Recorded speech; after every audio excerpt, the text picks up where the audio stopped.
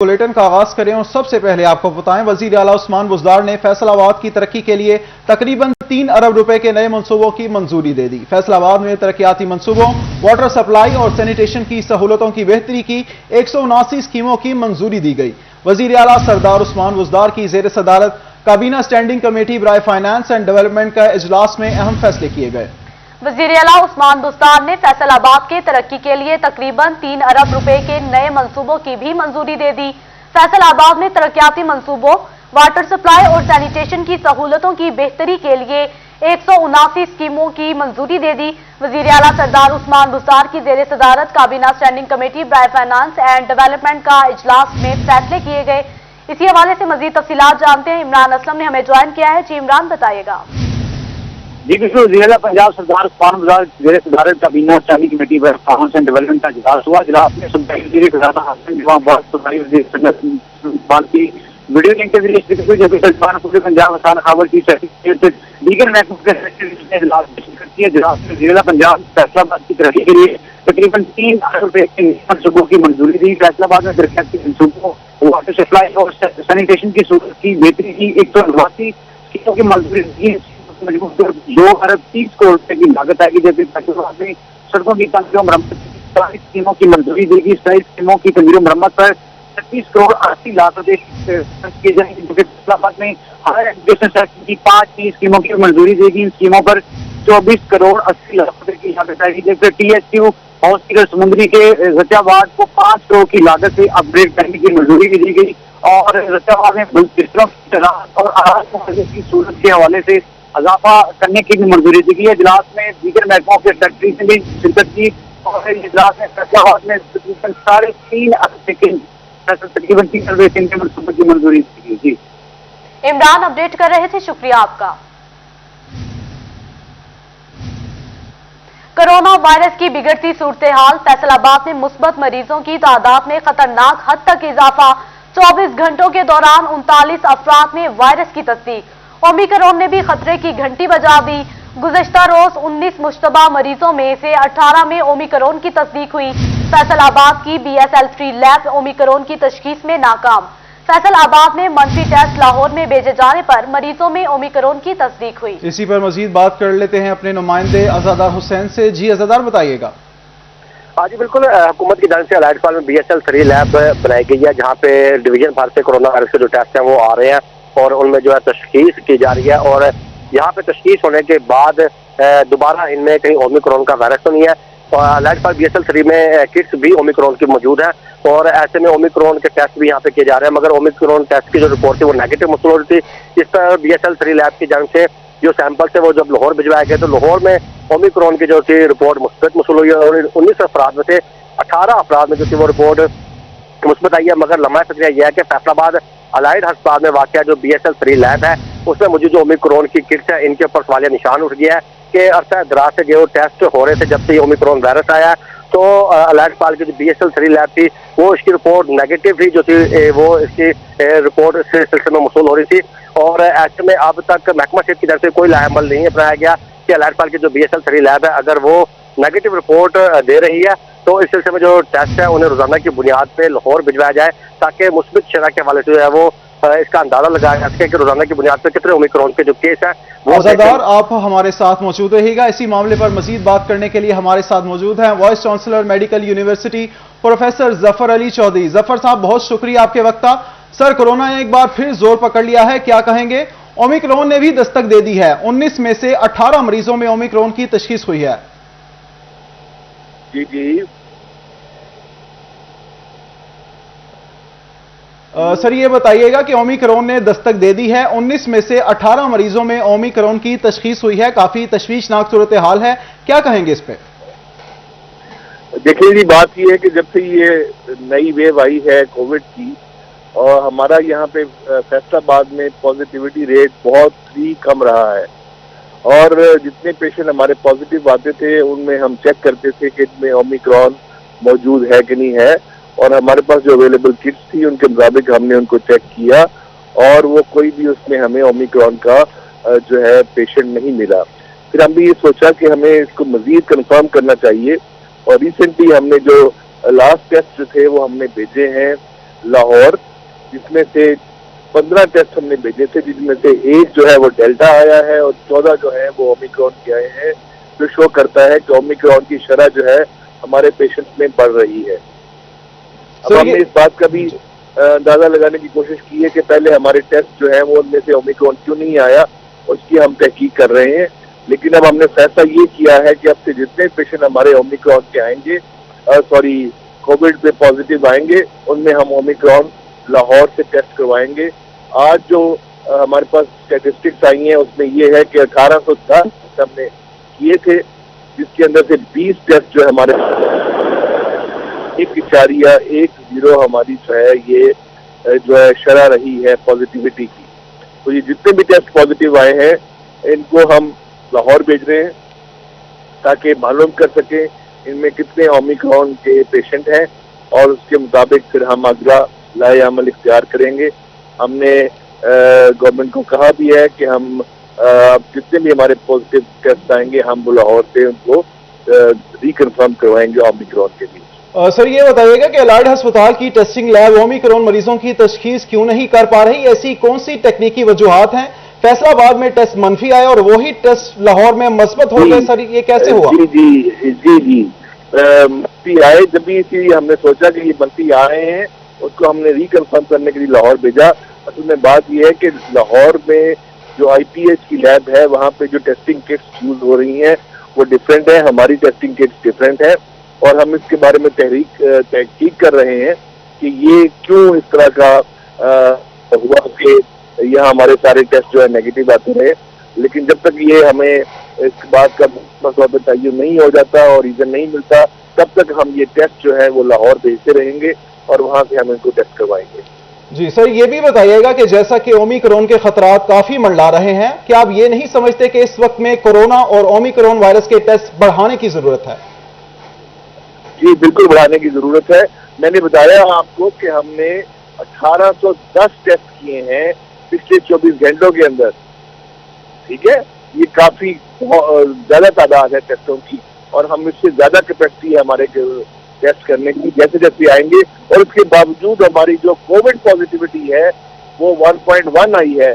अब जितने भी पेशेंट हमारे पॉजिटिव आए हैं, जैसे मैंने आपको बताया कि 20 पेशेंट पॉजिटिव आए हैं, हम 20 को ही लाहौर इनकी टेस्टिंग के लिए भेज रहे हैं कि इनमें ओमिक्रॉन की शरह कितनी है। जी बहुत शुक्रिया। Vice chancellor medical university professor Zafar Ali Chaudhry Sahab हमारे मौजूद थे, अपने मौकफ से आगाह कर रहे थे। अजादार हुसैन आपका भी शुक्रिया।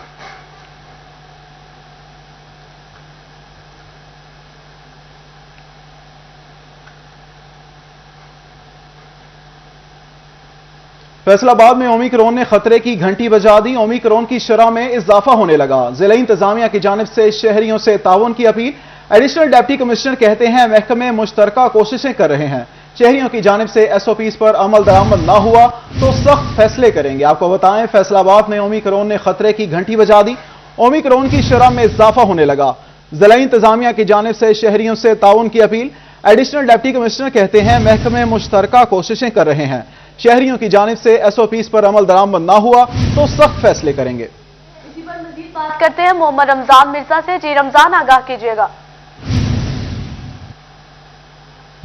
जी बिल्कुल, जिस तरह पाकिस्तान क्या पूरी दुनिया में ओमिक्रॉन जो वायरस है उसके असरात नजर आ रहे हैं और इसके से मुतासर होने वाले मरीजों की तादाद जो है वो तेजी से बढ़ रही है।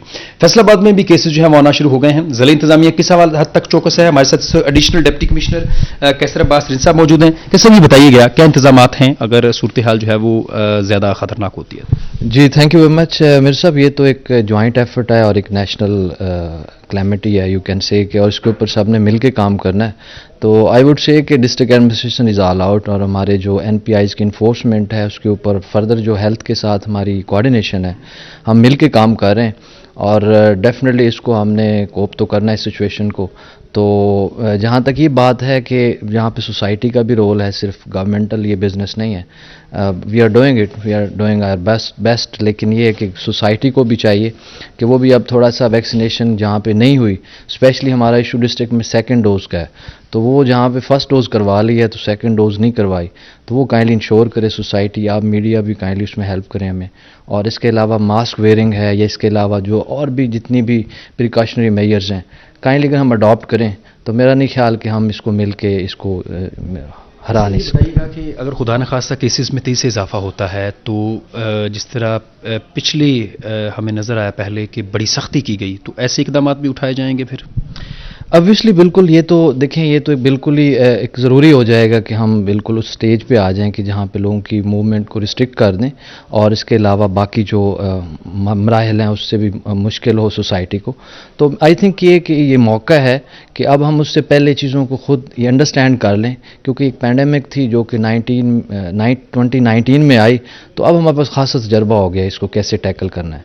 तो I would like to advise everyone, rather request कि हम अब मिल के इसको ख़त्म करें और उसके ऊपर जितनी भी मेजर्स हो सकती हैं हम अडॉप्ट करें जो भी गवर्नमेंट जैसे कह रही है। जी यकीनन इससे पहले कि सूरत हाल ख़तरनाक हो और इंतज़ामिया को सख्त फैसले जो हैं वो लेने पड़े, उनका कहना है कि शहरी जो हैं, आवाम जो है वो ताउन करें ताकि इस मसले के ऊपर और इस मर्ज के ऊपर आवाम से ताउन की अपील की गई है। रमजान मिर्जा, शुक्रिया, आप हमें अपडेट कर रहे थे।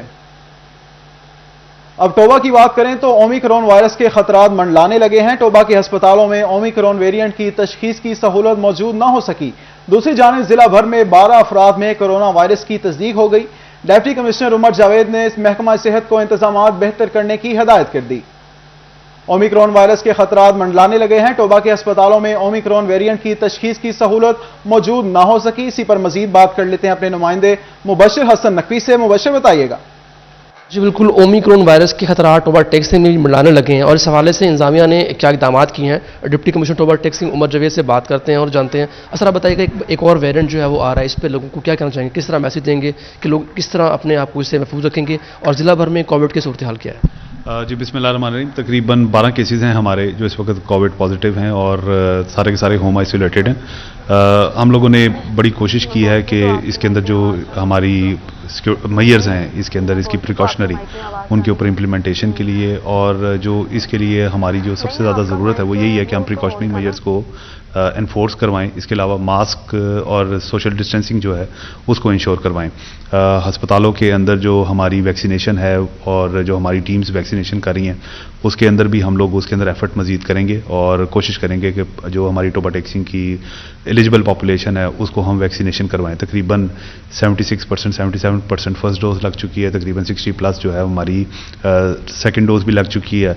तो कोशिश यही है कि हम ज़्यादा से ज़्यादा वैक्सीनेशन करें और जो बूस्टर डोजेज हैं वो भी लोगों को लगवाएं। सर, ओमिक्रॉन के हवाले से भी आप लोगों ने कोई हिदायत जारी की है, महकमा सेहत को भी की है? जी बिल्कुल, यही है कि वेरिएंट जो है जब से आया है तो गवर्नमेंट ऑफ पंजाब ने बड़ी स्ट्रिक्ट डायरेक्शंस और एनपीआईज जो हैं वो एनसीओसी की तरफ से भी आई हैं हमें, तो इंशाल्लाह ताला उन सब के ऊपर इम्प्लीमेंटेशन हो रही है। असिस्टेंट कमिश्नर्स और हमारे जो तमाम फील्ड फॉर्मेशंस हैं वो इसके ऊपर चौकस हैं। जी अच्छा, बिल्कुल, डिप्टी कमिश्नर टोबा टेक्सिंग उमर जावेद का ये कहना है कि जिला भर में इस वक्त जो कोरोना के मरीज हैं उनकी तादाद 12 है, ताहम उनका ये कहना है कि इंतजामिया मुकम्मल तौर पर अलर्ट है। इस हवाले से शहरियों से अपील की गई। मुबशिर अपडेट कर रहे थे, शुक्रिया आपका। अब रुख करते हैं जंग का, तो जंग में भी ओमिक्रॉन वायरस का खतरा। महकमा सेहत की जानिब से ओमिक्रॉन वेरिएंट की शिनाख्त के लिए टेस्टिंग की शरह में इजाफा कर दिया गया। 14 रोज में मौसूल शुदा 3750 रिपोर्ट्स में से 3737 रिपोर्ट्स मनफी आई। जिला भर में मुस्बत कोरोना वायरस के फाल केसेस की तादाद 13 है। जिला भर में 185 बेड्स की कोरोना वायरस के मरीजों के लिए मुख्तस किए गए। बात कर लेते हैं अपने नुमाइंदे अवैस खान से। जी अवैस, बताइएगा क्या सूरत हाल है कोरोना वायरस की? बिल्कुल, जंग में महकमा सेहत की जानिब से ओमिक्रॉन टाइप कोरोना वायरस की रोकथाम और इसकी तशखीस के लिए टेस्टिंग का अमल जो है वो तेज़ कर दिया गया है, जबकि वैक्सीनेशन के अमल में भी तेज़ी लाई गई है। महकमा सेहत के मुताबिक जिला भर के अस्पतालों के अंदर 185 बेड्स हैं जो कोरोना वायरस के मरीजों के लिए मुख्तस किए गए हैं, जिसमें 90 बेड जो हैं वो DHQ, जबकि 40 जो हैं वो THQ और इसके अलावा जो है बकिया जो है वो RICs के अंदर भी मुख्तस किए गए हैं। महकमा सेहत के मुताबिक गुज़श्ता 14 रोज़ के अंदर जो है तकरीबन 3750 अफराद की जो है वो कोरोना टेस्टिंग का अमल जो है वो किया गया, उसकी रिपोर्ट्स जो है मौसूल हुई, जिसमें 13 जो है वो मरीज़ थे उनका मुस्बत नताइज आए, जबकि 3737 जो है मरीज़ों के मनफी नताइज आए हैं, जिसके बाद 14 रोज़ की जंग में जो है वो कोरोना वायरस की मुस्बत शरह जो है वो 0.35% रिकॉर्ड की गई है। इस वाले से महकमा सेहत की जानिब से इकदाम करते हुए वैक्सीनेशन के अमल में भी जो है। शुक्रिया, आप हमें अपडेट कर रहे थे। आगे बढ़ें और आपको बताएं, नया तालीमी साल सिर्फ 8 माह का होगा। आइंदा तालीमी साल में बच्चों को शॉर्ट सिलेबस पढ़ाने का फैसला। सिलेबस को 20% कम किया जाएगा। बच्चों के निसाब को शॉर्ट करने के लिए पंजाब टेक्स्ट बुक बोर्ड को हिदायत। 2023 में मैट्रिक और इंटर का इम्तिहान भी शॉर्ट सिलेबस के तहत लिया जाएगा। निसाब कम करने का फैसला आइंदा तालीमी साल शॉर्ट होने की वजह से किया गया। आपको बताएं, नया तालीमी साल सिर्फ 8 माह का होगा। आइंदा तालीमी साल में बच्चों को शॉर्ट सिलेबस पढ़ाने का फैसला कर लिया गया। सिलेबस को 20% कम किया जाएगा। बच्चों के निसाब को शॉर्ट करने के लिए पंजाब टेक्स्ट बुक बोर्ड को हिदायत जारी कर दी गई। चिन्नौट में ट्रैफिक पुलिस और इंतजामिया की गफलत सामने आ गई। चिन्नौट में 8 साला बच्चे की गन्ने से लदी ट्रैक्टर ट्रॉली चलाने की वीडियो वायरल। 8 साला बच्चा गन्ने से लदी ट्रैक्टर ट्रॉली 50 किलोमीटर दूर शुगर मिल ले गया। 50 किलोमीटर की हदूद में पुलिस की 4 चेक पोस्टें, 4 थाने और 4 चौकियां मौजूद। बच्चे को गन्ने से लदी ट्रैक्टर ट्रॉली ले जाते हुए किसी ने नहीं रोका। चिन्नौट में ट्रैफिक पुलिस और इंतजामिया की गफलत। चिन्नौट में 8 साला बच्चे की गन्ने से लदी ट्रैक्टर ट्रॉली चलाने की वीडियो वायरल। 8 साला बच्चा गन्ने से लदी ट्रैक्टर ट्रॉली 50 किलोमीटर दूर शुगर मिल ले गया। 50 किलोमीटर की हदूद में पुलिस की 4 चेक पोस्टें, 4 थाने और 4 चौकियां मौजूद। बच्चे को गन्ने से लदी ट्रैक्टर ट्रॉली चलाते किसी ने नहीं रोका। आपको बताएं, चिन्नौट में ट्रैफिक पुलिस और इंतजामिया की बड़ी गफलत सामने आई है। चिन्नौट में 8 साला बच्चे की गन्ने से लदी ट्रैक्टर ट्रॉली चलाने की वीडियो वायरल हो गई। 8 साला बच्चा गन्ने से लदी ट्रैक्टर ट्रॉली 50 किलोमीटर दूर शुगर मिल ले गया। 50 किलोमीटर की हदूद में पुलिस की 4 चेक पोस्टें, 4 थाने और 4 चौकियां मौजूद। बच्चे को गन्ने से लदी ट्रैक्टर ट्रॉली चलाते हुए किसी ने नहीं रोका। मामला क्या है, जानते हैं ब्यूरो चीफ वकार घुम्मन से। जी वकार, बताइएगा। ढाका बवाना में 8 साला बच्चा रोजाना एक गन्ने की नदी हुई जो ट्रैक्टर ट्रॉली या लेकर सड़कों पर रवा दवा होता है और रास्ते में जो शुगर मिल है वहां तक लेकर जाता है, लेकिन पुलिस की आंखों से भी ये बोझल होता है, किसी को नजर नहीं आता। लेकिन इस रोड पर आए रोज जो ट्रैक्टर ट्रॉली की वजह से हादसा होते रहते हैं और जिसमें अब तक मुतअद्दिद अफराद मुख्तलिफ हादसा में जान बहक भी हो चुके हैं। लेकिन ये 8 साल का बच्चा है जिसके अभी जो पेडल तक इसके जो ट्रैक्टर के पेडल तक इसके पाँव भी नहीं पहुंचते, इसके बावजूद ये ट्रैक्टर ट्रॉली दौड़ाता नजर आता है। पुलिस इसको बिल्कुल भी रोकने में नाकाम है। लोगों का ये कहना है कि पुलिस की ये गफलत है कि पुलिस किसी कानूनी का इंतजार कर रही है कि ट्रैक्टर ट्रॉली से मजीद भी हादसा हो, की जान जाए। इससे पहले इसको इस हादसा कोई भी हादसा रूमा होने से पहले इस बच्चे को रोका जाए और इसके जो बड़े हैं, इसके जो वालिदैन हैं, इनके खिलाफ कार्रवाई की जाए कि वो एक कम उम्र बच्चे को क्यों ट्रैक्टर ट्रॉली दे रहे हैं कि वो रोड पर रवा दवा है। रेस्क्यू की रिपोर्ट के वकार अपडेट कर रहे थे, शुक्रिया आपका। कत्ल इक़दाम कत्ल केसेस के मेडिको लीगल सर्टिफिकेट के लिए नए असूल तय। हाईकोर्ट के जस्टिस अली ज़िया बाजवा ने 13 सफ़हात का तहरीरी फैसला जारी किया। फैसले में कहा गया कि मेडिको लीगल फौजदारी केस के फैसले में अहम किरदार अदा करता है। डॉक्टर मेडिको लीगल सर्टिफिकेट में राय की वजूहात बताने का पाबंद होगा। तिब्बी मुआयनाकार की राय की वजूहात पर अलहदा से खाना बनाया जाएगा। आपको बताएं, कत्ल इक़दाम कत्ल केसेस के मेडिको लीगल सर्टिफिकेट के लिए नए असूल तय किए गए हैं। हाईकोर्ट के जस्टिस अली ज़िया बाजवा ने 13 सफ़हात का तहरीरी फैसला जारी कर दिया। फैसले में कहा गया कि मेडिकल लीगल फौजदारी केस के फैसले में अहम किरदार अदा करता है। डॉक्टर मेडिको लीगल सर्टिफिकेट में राय की वजूहात बताने का पाबंद होगा। तिब्बी मुआयनाकार की राय की वजूहात पर अलहदा से खाना बनाया जाए। कत्ल इक़दाम कत्ल केसेस की मेडिको लीगल सर्टिफिकेट के लिए नए असूल तय। हाईकोर्ट के जस्टिस अली ज़िया बाजवा ने 13 सफ़हात का तहरीरी फैसला जारी कर दिया। फैसले में कहा गया कि मेडिको लीगल फौजदारी केस के फैसले में अहम किरदार अदा करता है। डॉक्टर मेडिको लीगल सर्टिफिकेट में राय की वजूहात बताने का पाबंद होगा। तिब्बी मुआयनाकार की राय की वजूहात पर अलहदा खाना बनाया जाएगा।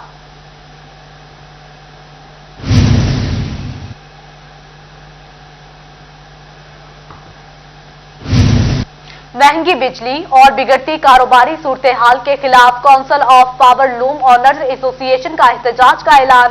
पावर लूम मालिकान 26 जनवरी को घंटा में एहतजाजी मुजाहरा करेंगे। बिजली की कीमत में इजाफे और पावर लूम सेक्टर की तबाही के खिलाफ आवाज उठाई जाएगी। महंगी बिजली और बिगड़ती कारोबारी सूरत हाल के खिलाफ council of power looms owners association का एहतजाज का ऐलान। पावर लूम मालिकान 26 जनवरी को घंटा घर में एहतजाजी मुजाहरा करेंगे।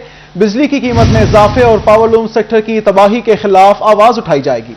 महंगी बिजली और बिगड़ती कारोबारी सूरत हाल के खिलाफ council of power loom owners association का एहतजाज का ऐलान। पावर लूम मालिकान 26 जनवरी को घंटा घर में एहतजाजी मुजाहरा करेंगे। बिजली की कीमत में इजाफे और पावर लूम सेक्टर की तबाही के खिलाफ आवाज उठाई जाएगी। अहम खबर से आगाह करें, महंगी बिजली और बिगड़ती कारोबारी सूरत हाल के खिलाफ council of power loom owner association का एहतजाज का ऐलान। पावर लूम मालिकान 26 जनवरी को घंटा घर में एहतजाजी मुजाहरा करेंगे। बिजली की कीमत में इजाफे और पावर लूम सेक्टर की तबाही के खिलाफ आवाज उठाई जाएगी। मजीद जान लेते हैं अपने नुमाइंदे फजील अहमद से। जी फजील, बताइएगा क्या तफसीलात हैं? हाँ जी बिल्कुल, फैसलाबाद के पावर लूम सेक्टर की जानिब से 26 जनवरी को एहतजाज का ऐलान कर दिया गया है, जिसमें पावर लूम मालकान की जानिब से मौक़िफ़ अख्तियार किया गया है कि महंगी तरीन बिजली और बदतरीन कारोबारी सूरत हाल जो है इसके खिलाफ काउंसिल ऑफ पावर लूम्स जो है वो एहतजाज करने जा रही है कि बिजली का यूनिट जो है वो पर यूनिट 32 रुपए में पड़ रहा है, जिससे पावर लूम सेक्टर को चलाना नामुमकिन है। और इजलास में जो चेयरमैन है पावर लूम ऑनर्स एसोसिएशन के वहीद खालिक रानी, उनकी जानिब से ऐलान किया गया कि तमाम जो मालकान हैं वो 26 जनवरी रोज बुध से रोज घंटा घर में काले झंडे हाथों में थमाकर हुकूमत के खिलाफ एहतजाज करेंगे। इन्होंने कहा कि हुकूमत का ये जालमाना इकदाम है कि पावर लूम सेक्टर को जो है वो तबाही के गाने पर पहुंचा दिया गया है और इस बिजली की जो कीमतें बढ़ती जा रही हैं, इस इकदाम से पावर लूम सेक्टर जो है वो बंद होने के करीब आ चुका है और 50% के करीब पावर लूम फैक्ट्रियां जो है वो बंद हो चुकी हैं, जिससे मजदूर तबका जो है उनकी बेरोजगारी में इजाफा होता जा रहा है और लोकल इंडस्ट्री जो है वो तबाह होती नजर आ रही है, जिसके खिलाफ चेयरमैन की जानिब से कहा गया कि भरपूर एहतजाज किया जाएगा और एहतजाज में हुकूमत के खिलाफ नारेबाजी भी की जाएगी और ये मुतालबा किया जाएगा, अपील की जाएगी कि जो बिजली के यूनिट में इजाफा होता जा रहा है रेट में, इसको वापस लिया जाए और पावर लूम सेक्टर की बहाली के लिए इकदाम किए जाए ताकि कारोबार भी चलता रहे और मजदूर का कारोबार जो रोजगार है उसका तैयार भी चलता रहे। बिजली के रेट्स में इजाफा वापस लिया जाए। फजील, शुक्रिया, आप हमें अपडेट कर रहे थे। मेरा पाकिस्तान मेरा घर स्कीम के हवाले से senior joint director state bank of Pakistan Mohammad Akbar की सदर, सीनियर नायब सदर और नायब सदर से मुलाकात। प्रोग्राम को कामयाब बनाने के हवाले से सीनियर ज्वाइंट डायरेक्टर ने चेंबर ऑफ कॉमर्स से ताउन की अपील कर दी। मजीद जानते हैं फजील अहमद से। जी फजील, बताइएगा। जी बिल्कुल, फैसलाबाद चैम्बर ऑफ कॉमर्स में आज स्टेट बैंक ऑफ पाकिस्तान के senior joint director Mohammad Akbar जो हैं वो सदर, नायब सदर, सीनियर नायब सदर के साथ मुलाकात की है और मेरा घर मेरा पाकिस्तान के हवाले से आज खुसूसी तौर पर ब्रीफिंग दी गई है कि कैसे पाकिस्तान में हर शहरी जो है उसको अपना घर जो है वो देना है ताकि हर शहरी जो है वो अपनी छत के तले रह सके। इसके आज के मीटिंग का ख़ास एजेंडा जो है वो मेरा घर मेरा पाकिस्तान था। तो इस हवाले से फैसलाबाद चैम्बर ऑफ कॉमर्स के सदर का क्या कहना है, सबसे पहले उनसे पूछते हैं वो क्या कहते हैं इस हवाले से। जी सर, बताइएगा क्या कहेंगे, आज के इजलास का एजेंडा क्या था और क्या चीज़ें आज के इजलास में तय पाई? जी बिस्मिल्लाहिर्रहमानिर्रहीम, thank you very much Fazil. मैं सबसे पहले शुक्रिया अदा करूंगा अपने बड़े भाई अकबर साहब का कि वो आज फैसलाबाद चैम्बर तशरीफ़ लाए और जो प्राइम मिनिस्टर के प्रोग्राम्स हैं जो इस आवाम की बेहतरी के लिए हैं, जिनके पास अपने घर नहीं मौजूद, जो ऐसे प्रोग्राम्स हैं उनके लिए वो आज लेकर आए। आज खुसूसी तौर पर एजेंडा था मेरा पाकिस्तान मेरा घर जो है उस पर एजेंडा था। स्टेट बैंक ऑफ पाकिस्तान ने कमर्शियल बैंकों के साथ मिलकर ये आज प्रोग्राम के मुतल्लिक हमें ब्रीफिंग दी है और वो लोग जिनकी सैलरी 25,000 है और उनकी एज 55 से बिलो है, 55 तक है, वो इस स्कीम से फ़ायदा उठा सकते हैं और जितनी रेंटल अमाउंट आप किराया दे रहे हैं 15 से 20 हज़ार, उतने में 20 सालों में वो आपको आपका घर मिल जाएगा। और इस स्कीम में जो मुश्किलात आ रही थी लोगों को, उस सिलसिला में आज अकबर साहब खुद स्टेट बैंक से यहाँ पर तशरीफ़ लाए और उन मुश्किलात के हल के लिए इन्होंने सारे जो इक़दामात किए हैं वो बता देंगे आपको। जी बिल्कुल, जो मुश्किलात पेश आ रही हैं इस प्रोग्राम को लेकर चलने में, उस हवाले से senior joint director state bank of Pakistan Mohammad Akbar भी यहाँ पर मौजूद हैं। जी सर, बताइएगा क्या क्या मुश्किलात हैं, क्या आज के इजलास में चीज़ें तय पाई? Thank you very much. पहले तो मैं शुक्रिया अदा करता हूँ आतिफ मुनीर साहब का, जो प्रेसिडेंट चैम्बर ऑफ कॉमर्स और साथ उनकी टीम का भी, कि उन्होंने वेलकम किया, बड़ा शुक्रिया उनका। मैं यहाँ पे ये ऐड करना चाहता हूँ कि जो प्राइम मिनिस्टर का विजन है और गवर्नर साहब उसको लेके आगे चल रहे हैं, उसमें हमें थोड़ा सा इसको फर्दर एक्सटेंड करने की ज़रूरत है। जो कि हम फील कर रहे थे कि लोगों को भी प्रॉब्लम्स आ रहे हैं और बैंकों की तरफ से भी इश्यूज़ आ रहे हैं।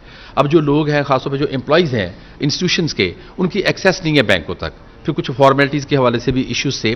तो उसको हमने सम अप किया है, इस तरीके से उसको हमने रिजॉल्व किया है कि हमने चैम्बर से रिक्वेस्ट की है कि इनके पास जो रजिस्टर्ड और लिस्टेड इनके पास जो कंपनीज हैं, ऑर्गेनाइजेशंस हैं, उनके एम्प्लॉयज़ की हमें आप लिस्ट तैयार करें एक प्रेस्क्राइब फॉर्मेट के ऊपर। उसमें जिस तरह तुषार ने बताया कि उसकी 2 मिनिमम रिक्वायरमेंट्स हैं कि 25,000 से सैलरी ज़्यादा हो, एज 55 से कम हो।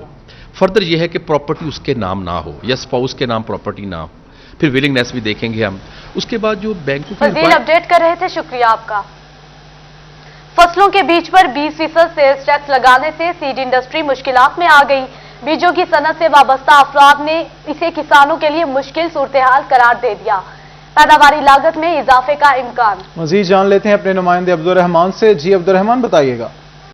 जब बात करें यहाँ पर सीड के हवाले से, बुरी खबर किसानों के लिए ये है कि यहाँ पर जीएसटी इस पर इम्पोज कर दिया गया, जिसकी वजह से सीड महंगा होने के इम्कान मौजूद है। डॉक्टर काशिफ सीड एक्सपर्ट हमारे साथ मौजूद है। डॉक्टर साहब, क्या कहेंगे, क्या इतलात हैं?